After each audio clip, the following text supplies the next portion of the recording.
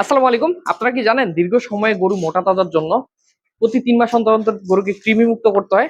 আজকে আমার প্রত্যেকটা গরুকে গণহারে কৃমি মুক্ত করা হবে। তো আমার হাতে, পকেটে সব জায়গায় দেখতেছেন নাইট্রোম্যাক্স একটা ইনজেকশন। এটা রেনেটা একটা ইনজেকশন। এটা কলিজা কৃমির বিরুদ্ধে কাজ করে। তো এখন আমি প্রত্যেকটা গরুকে নাইট্রোম্যাক্স দিব। এগুলা গরু আনার আমার প্রায় ৪ মাসের মতো হয়ে গেছে। ৩ মাস আগে একবার কৃমি মুক্ত করেছিলাম। তখন এই নাইট্রোম্যাক্স দিয়েছিলাম। তো এখন আবারও এই নাইট্রোম্যাক্স দিব। আজকে নাইট্রোম্যাক্স দিব এবং এর ১ সপ্তাহ পর আমি আইভারমেকটিন গ্রুপের এমেকটিন হোক বা ভার্মিক হোক এই ইনজেকশনটা পুশ করব। তো আজকে আপাতত নাইট্রোম্যাক্স দিচ্ছি। এটার কাজ হলো কলিজা কৃমি মুক্ত করা।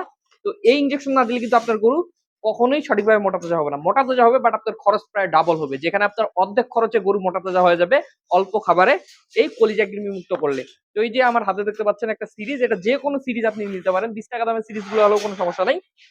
সিরিজের মাথায় যে ক্যাপটা থাকে দেখেন, এই ক্যাপটা আমি কেটে নিচ্ছি। এই ক্যাপটা কেটে নিয়ে এই যে আমি সিরিজে পরিয়ে দিলাম, 1/2 ইঞ্চি বরাবর সুচ বের হয়ে আছে। আপনারা অনেকে বলেন 1/2 ইঞ্চি নিডিল কিনতে কোথায় পাবো? তো 1/2 ইঞ্চি নিডিল কেনার দরকার নেই। সাধারণ নিডিল গুলোর মাথাতেই এই ক্যাপ কেটে লাগাই দিলে কিন্তু খুব সহজে ইঞ্জেকশন পুশ করা যায়। তখন আমি ইঞ্জেকশন পুশ করবো, কিভাবে পুশ করবো এটা আপনারা দেখেন। তো এখন আমি নাইট্রোম্যাক্স দিব। ১০০ কেজির জন্য ৩ সিসি দিতে বলা হয়। আমি একটু ওভার দিব, কারণ ওভার না দিলে কৃমি মুক্ত সঠিকভাবে হয় না। তো এই যে আমি নিডিলে অলরেডি নাইট্রোম্যাক্স নিয়ে নিছি।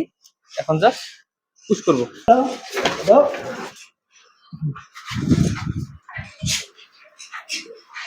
ক্লিয়ার।